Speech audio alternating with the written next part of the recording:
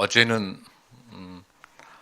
우리 청년들과 함께 이 마포 지역에 있는 8개 교회가 연합해서 우리 예수님을 간절히 기다리는 크리스마스는 선물입니다라는 주제로 은혜로운 크리스마스 캐롤과 또 성탄 메시지를 통해서 신촌 지역에 큰 은혜의 시간을 가졌습니다.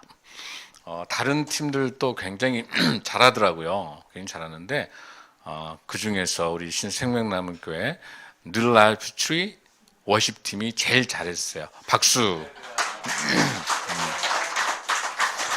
사실 엄밀히 보면 처음으로 무대에 등단했는데 아주 큰 은혜를 끼쳤습니다. 너무나 감동하고 그래서 사실은 그 신천 그 지역이 하루 종일 이단 사이비들이 와서 마이크를 대면서 하루 종일 시끄럽게 얼마나 교회를 핍박을 하고 얼마나 많은 또 그냥 기독교 그러면 막 고개를 다 안 믿는 사람들 입장에 고개를 살래살래 하는 그런 곳이에요. 그것이.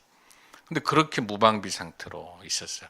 근데 우리 이 마포 대흥동에 있는 교회들 8교회 그리고 신촌에 앞으로 많은 교회들이 연합해서 그 대학로 차 없는 거리 그 신촌의 그거를 정말 하나님께서 주신 복음의 귀한 센터가 될 수 있도록 그곳에서 수많은 사탄과 악들이 가득 차 있는 술과 음주와 음란과 가득 차 있는 그 신촌의 그 거리를 하나님께서 복음의 문화의 거리로 바꿀 줄로 믿습니다. 이를 위해서는 우리가 간절히 누구를 기다려야 되느냐, 누구를 기다려야 되는가가 너무 중요해요. 오늘 설교 제목 한번 보겠습니다. 설교 제목 시작. 간절한 기다림. 아멘. 성도 여러분, 여러분은 누구를 기다려 보셨습니까? 할렐루야. 답이 나왔습니다. 네, 그렇습니다. 우리 여러분 예수님 간절히 기다리시죠? 예, 그래서 오늘 본문은요. 누가복음의 이 본문인데 여러분 제가 이제 내년부터 요한복음부터 이제 사복음서부터 강의 설교를 하겠습니다만은 오늘 이야기를 참 잘 한번 들어보셔서 우리 예수님에 대한 집중적으로 말씀을 증거가 되고 있는 게 사복음서란 말이에요. 여러분 사복음서가 뭐죠? 마태복음, 마가, 누가, 요한. 그런데 여러분들 왜 예수님에 대해서 여러 가지 사건들에 대해서 왜 서로 한 권이면 되는데 왜 4권이나 될까요? 마태, 마가, 누가, 요한. 왜 그렇게 각각 조금씩 이렇게 차이가 있을까요, 여러분들? 그렇죠. 저자가 다 다른데 왜 저자가 다 다르고 그러냐는 거죠. 바로 그거는 하나님께서 말씀하시고자 하는 관점이 약간 차이가 있다는 거예요. 그래서 마태, 마가, 누가복음을 공관복음이라고 하고 거의 내용이 거의 같아요. 예를 들어서 누가복음 같은 경우는 중복되는 게 한 41% 정도 되거든요. 그리고 마태복음 한 61% 이렇게 되는 건데 요한복음은 전혀 한 8%밖에 안 돼요. 전혀 달라요. 그럼 뭘 의미하는 거냐 하는 거죠. 중요한 거는 이 글을 여러분 편지를 쓸 때 글을 쓸 때 글 쓰는 독자를 생각하잖아요. 그렇죠? 그래서 이 마태복음은 누구를 생각하고 쓴 글이냐면 유대인들을 위해서 이 마태복음의 책 내용은 유대인들을 위한 거예요. 그리고 거기서는 예수님을 뭐라고 표시하고 있냐면 왕으로 오신 예수님. 그러니까 유대인들에게는 왕으로 오신 예수님을 설명하고 있는 거죠. 마가복음은요. 누굴까요, 여러분들? 마가복음은 로마 사람들을 위해서 그 당시 로마 사람들을 위해서 마가복음을 쓴 거예요. 그리고 그 마가복음에 나와 있는 로마 사람들이 쓴 우리 예수님은 어떻게 표현하냐면 거룩한 종으로 오신 예수님을 표현하고 있는 거죠.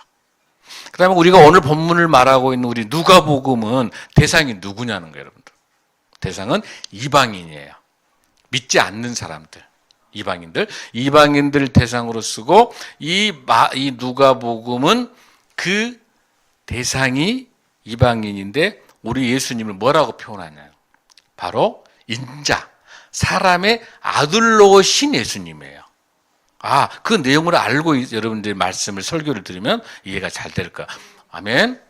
요한복음은 그 대상이 모든 사람들, 뭐 로마 사람, 유대인, 뭐 헬라인 모두 다, 전 세계 모두 다를 그 요한복음이에요. 근데 그 요한복음에서 나타나는 우리 예수님을 누구로 표시할까? 하나님의 아들, 하나님 예수님으로 표현하고 있는 거야. 할렐루야.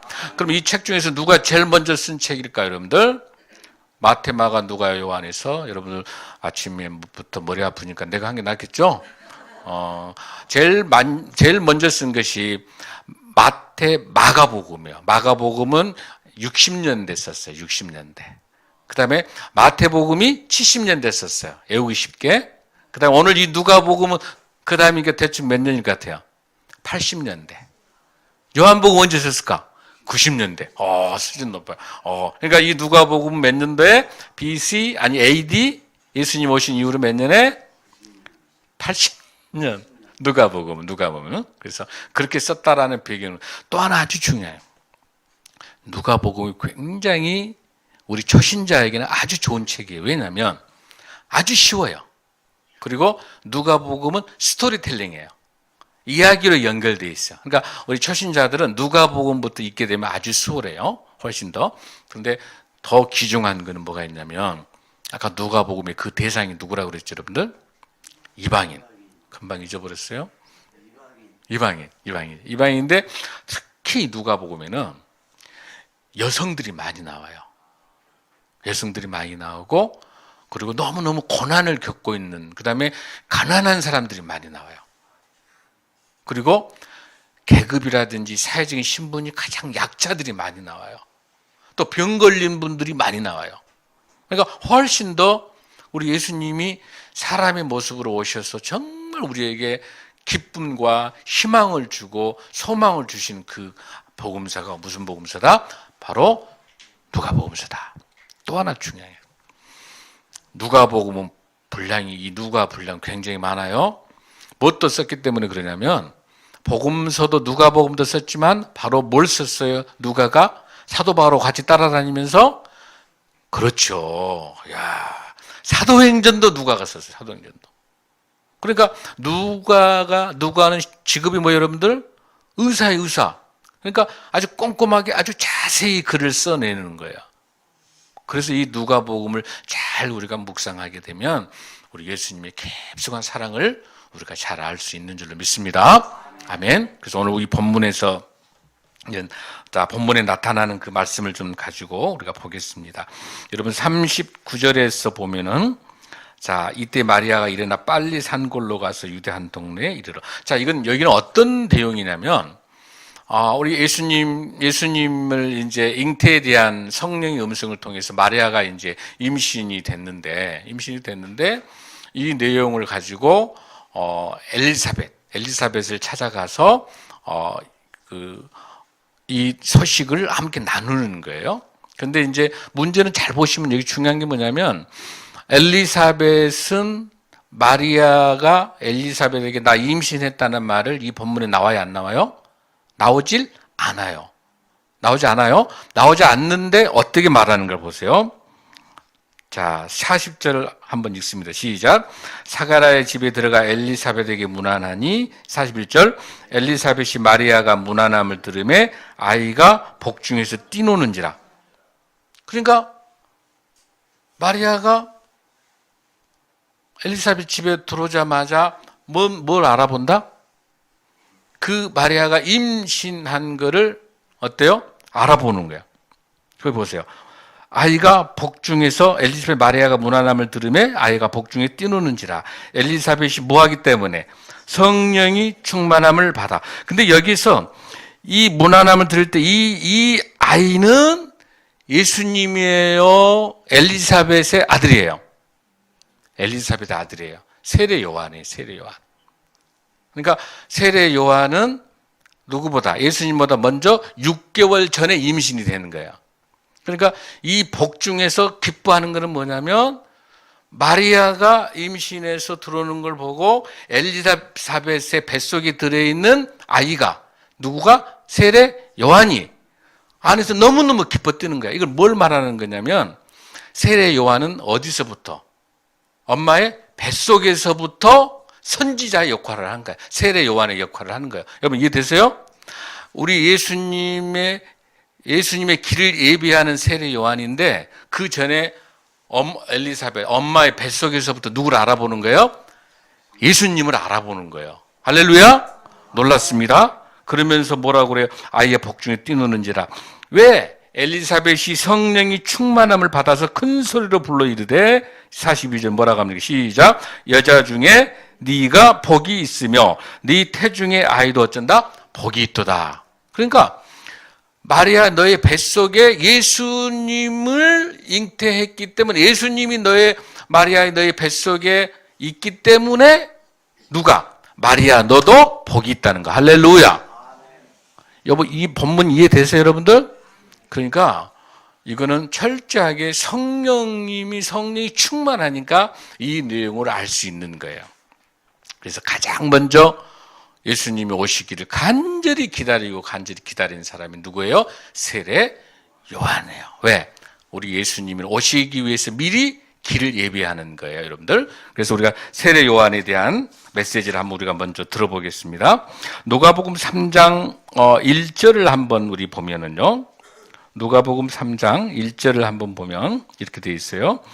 디베르 황제가 통치한 지 15해 곧 본디오 빌라도가 유대 총독으로 헤롯의 갈릴리 분봉왕으로 안나스와 가야바가 대제사장으로 있을 때 하나님의 말씀이 빈들에서 사가랴의 아들 요한에게 임한지라. 어디에서? 빈들에서. 어디서? 빈들에서. 야, 예수님을 기다리는 것은 그 많고 많은 사람들 중에서 빈들에서 애롭게 간절히 기다리고 있는 세례 요한에게 나타나. 그 당시에 엄청난 목사, 제사장이 있을 거 아니에요. 제사장에도 안 나타났어요. 그 당시 왕에게 엄청난 권력을 가지고 있는 왕에게도 나타나지 않았어요. 거기에 권력과 돈과 명예가 있는 사람들에게 나타난 게 아니라 저기 멀리 광야에 있는 세례 요한에게 나타나는 거예요. 누가? 하나님의 말씀이. 그러면서 뭐라 그럽니까? 3절에서 요한이 요단강 부근 각처에 와서 죄사함을 받게 하는 회개의 세례를 전파하니. 할렐루야. 철저하게 회개의 세례. 세례 요한의 물세례, 회개의 세례를 통해서 죄의 씻김을 받을 때 뭘 할 수 있다? 예수님을 맞이할 수 있을 줄로 믿습니다. 사랑하는 성도 여러분, 그러한 세례 요한을 하나님께서는 어떻게 예비하셨냐는 거죠. 여러분, 구약에서도 끊임없이 예수님의 탄생을 설명하고 있어요. 여러분, 미가서를 한번 보겠습니다. 미가서 5장 2절을 한번 보겠습니다. 자, 구약에서 미가서 5장 2절입니다. 시작. 베들레헴 에브라다야 너는 유다 족속 중에 작을지라도 이스라엘을 다스릴 자가 내게로 나올 것이라. 그의 근본은 상고의 영원히 있느니라. 여기 에브라다는 베들레헴의 옛날 지명이에요. 그러니까 베들레헴에서 정확하게 예수님이 태어날 거를 구약에서 예언하고 있어요. 또 하나 한번 볼까요, 여러분? 이사야를 한번 보겠습니다.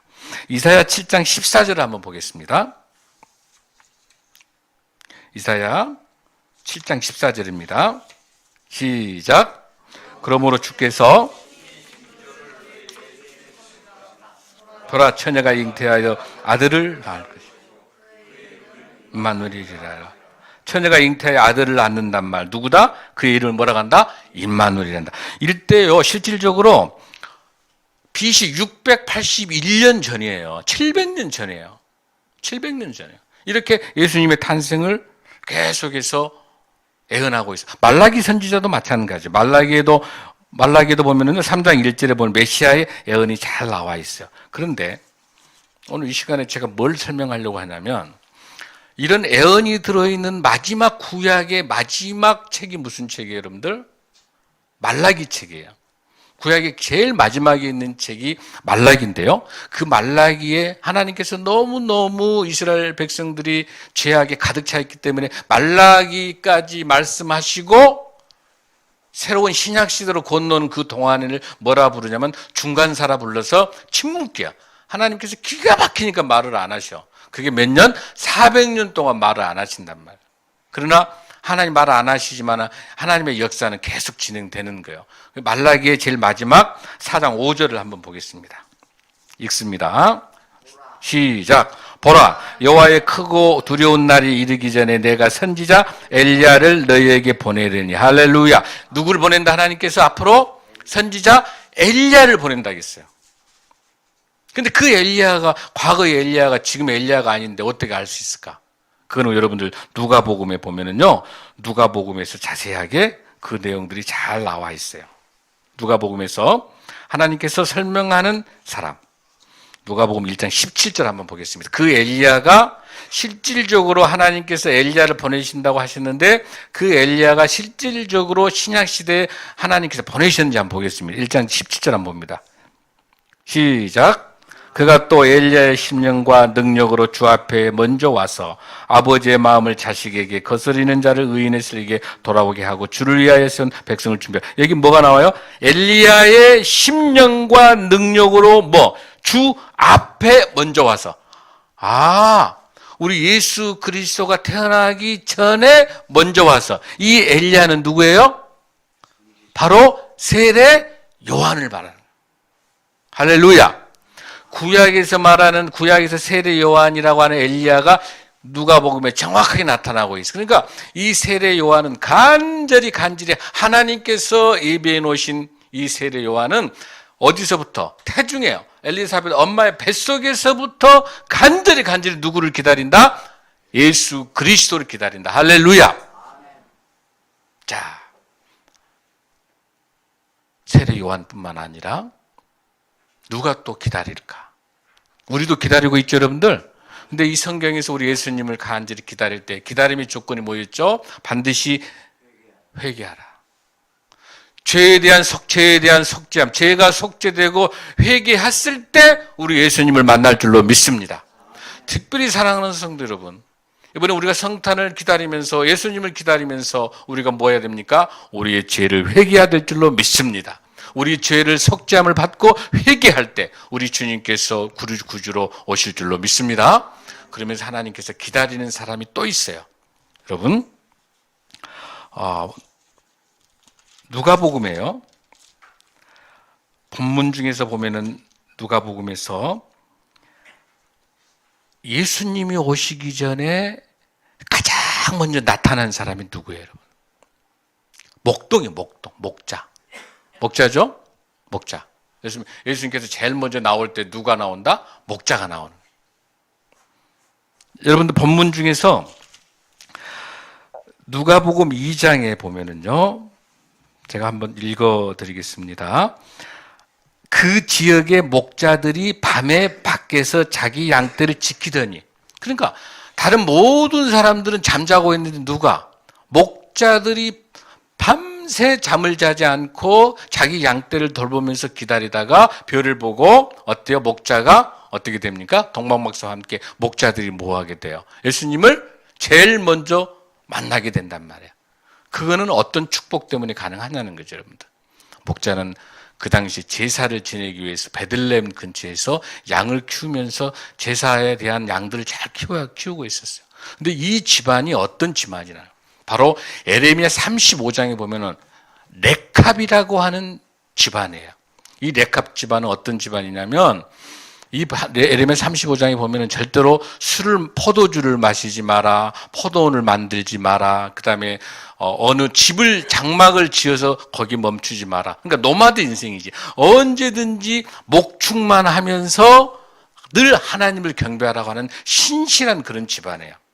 그래서 하나님께서 뭐라고 약속하냐면 에레미야 35장의 19절 쪽에 쭉 보면은 반드시 구약시대에 예수 그리스도가 반드시 너 앞에 서게라고 하는 축복을 주셔요. 엄청나게 부자와 엄청 권력과 왕과 이런 사람에게 주는 게 아니라 가장 낮은, 그 당시에 목자는 신분이 가장 낮은 사람이에요, 여러분들. 가장 보잘것없는 사람이에요. 가장 가난하고 보잘것없는 사람이에요. 그러나 그런 사람에게 뭘 주신다? 하나님께서 예수님을 만나는 축복을 주시는 거야. 할렐루야. 할렐루야. 놀랐습니다. 여러분, 모세도 위대한 지도자도 다 목자 출신이요. 이드로의 장인 이드로에서 목자를 다 양을 쳤단 말이에요, 여러분들. 아브라함도 양을 쳤습니다, 여러분들. 양 쳤어요. 요셉도 나중에 양 쳤다라고 이야기를 해라. 이렇게 이야기하거든요, 모두 다. 다윗도 양치는 목자란 말이에요. 그 목자는 철저하게 목자장 대신 예수 그리스도만을 바라보는 사람인 줄로 믿습니다. 그래서 제일 먼저 우리 주님을 만나게 한 거예요. 할렐루야. 여러분 뿐만 아니라 우리 주님께서 주시는 중요한 하나님의 말씀 중에 뭐가 있냐면 또 그 간절히 기다리는 사람이 있는데요. 바로 누가복음에 나타나는 시므온이라는 사람이 있어요. 이 시므온은 뭐라고 어떤 사람이냐면 예루살렘 사람인데 하나님께서 이 시므온은 예수님을 만나기 전까지는 죽을 수가 없어. 예수님을 만날 때까지 살려주시는 거야. 여러분들 본문에 보면은요, 누가복음 2장에 25절 쪽에 쭉 보면 이렇게 예루살렘에 시므온이라는 사람이 있는데 이 사람은 의롭고 경건한 이스라엘의 이로를 기다리는 자라 성령이 그에 계시더라. 그러면서 26절 이렇게 되죠. 그가 주의 그리스도를 보기 전에는 죽지 아니하리라 하는 성령의 지시를 받았더라. 할렐루야. 우리의 생사, 우리의 죽음, 우리가 죽는 모든 문제도 어느 손에 달려있다? 하나님의 시간표에 달려있다는 거. 예수님을 만나 아기 예수가 할례하러 들어올 때 마침 예수님이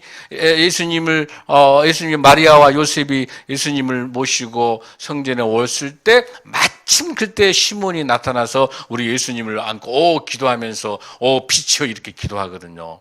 뭔 말이냐면 예수님을 만나기 전까지는 죽을 수가 없는 거예요. 할렐루야. 우리는 주님을 간절한 마음으로 주님을 사모하는 저와 여러분 될 줄로 믿습니다. 뿐만 아니라 여기 누가 나타나냐면 여선지자 안나가 나타나. 또 안나. 이 안나는요 과부예요. 과부인데 결혼한 지 7년 정도 된 후에 7, 8년 후에 과부가 됐어요. 혼자 살아. 몇 살까지? 84살까지 살면서 계속해서 예수님을 기다리면서 뭐하냐? 금식하고 매일 기도하는 거야. 할렐루야. 그러면서 예수님을 만나게 돼 있어요. 시몬과 안나와 목자와 세례요한. 이 공통점은 뭐예요? 끊임없이 우리 예수님을 바라보며 우리 주님을 바라보면서 끊임없이 기도하고 늘 말씀으로 묵상하면서 주님을 예배하는 거. 할렐루야. 그래서 우리가 주일을 성수하고 예배에 빠지지 않고 끝까지 예배에 목숨 걸어야 되는 게 뭐냐면 예배를 통해서 하나님께서 우리의 삶의 현장에서 이렇게 응급하게 공급해 주실 때 그 음성을 들어야 될 줄로 믿습니다. 자, 그러면 일요일만이 주일인가요, 여러분들? 아니죠. 우리에게 있어서는 365일이 주일인 줄로 믿습니다. 아멘. 우리 교회가 선교적 교회로 가려고 하는 게 뭡니까? 선교적 교회는 뭡니까? 주일 하나님의 말씀을 통해서 우리가 이렇게 하나님을 간절히 바라고 기도하면서 말씀을 묵상했다 한다면 월요일부터 토요일까지 그 말씀대로 적용하고 말씀대로 살아가는 것, 그 삶의 예배자로 살아가는 월, 화, 수, 목, 금, 토가 다 주의 날인 줄로 믿습니다. 할렐루야. 오늘 이렇게 세례 요한이 간절히 우리 주님을 사모하며 기다리는 것처럼 목자가 주님을 기다리는 것처럼 시므온이 우리 예수님 만나기 전까지 죽지 않도록 성령이 역사하신 것처럼 안나가 끊임없이 금식하고 기도하면서 주님을 기다리고 있는 것처럼 사랑하는 성도 여러분, 저와 여러분도 강림절, 대림절, 셋째주를 맞이해서 오실 예수 그리스도를 간절히 기다리면서 세례 요한이 말씀하고 있는 것처럼 죄를 씻기고 철저히 속죄하고 우리가 회개했을 때 성령님께서 우리에게 예수 그리스도를 주라 시인하며 우리 주님이 우리에게 함께 할 줄로 믿습니다. 사랑하는 성도 여러분, 말씀을 정리합니다. 미가서가 있었던 이 5장 2절에 있었던 이 말씀 그 당시에는 어마어마한 통치의 시대였어요. 로마의 엄청난 폭정하고 똑같은 시대였어요. 우리 한국의 지금 상황이 얼마나 어렵고 경제적인 문제, 국제적인 상황들, 정치, 경제, 사회, 문화 그 어느 거 하나 온당하지 않는 역대 최 어려운 이 시대예요. 그러나 이렇게 로마의 혼란 시기 때 우리에게 기쁨과 희망과 영광을 놀라운 하나님의 축복을 주신 이 땅의 평화와 하늘의 영광을 주신 예수 그리스도를 보내주신 하나님의 은혜가 이 나라, 이 민족이, 이 대한민국이 이렇게 어려울 때, 정치적으로 어렵고 경제적으로 어렵고 정치, 경제, 사회, 문화 모든 분야가 이렇게 어려울 때, 이 어려울 때 우리 주님께서 이 땅에 오실 줄로 믿습니다. 오직 우리 예수 그리스도만이 평화의 왕인 줄로 믿습니다. 오직 우리 예수 그리스도만이 하나님의 영광인 줄로 믿습니다. 오직 예수 그리스도만이 갈등과 분열을 연합시킬 줄로 믿습니다. 오직 우리 예수님만이 승리할 줄로 믿습니다. 우리 주님만이 우리의 희망일 줄로 믿습니다. 사랑하는 성도 여러분, 힘이 들고 어려운 이 겨울, 경제적인 어려움과 건강 때문에 어려움도 많이 있고 가정에 많은 문제도 있을 겁니다. 여러분의 여러 기도 제목이 있을 겁니다. 이렇게 어려울 때, 힘들 때 광야에서, 빈들에서 주님을 만나는 놀라운 세례 요한과 놀라운 우리 믿음의 선배들처럼 이렇게 힘들고 어려울 때 주님을 깊게 찾는 저와 여러분이 될 줄로 믿습니다. 이를 통해서 우리 주님이 우리 마음에 오셔서 평화의 왕이 오셔서 우리에게 기쁨 되시고 우리에게 희망 되셔서 2020년도는 더욱더 힘차게 주님과 함께 승리하는 저 여러분 될 줄로 믿습니다.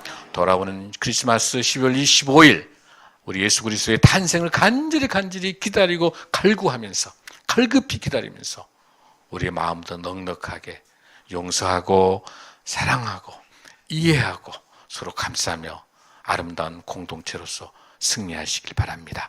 메리 크리스마스. 할렐루야. 기도하겠습니다.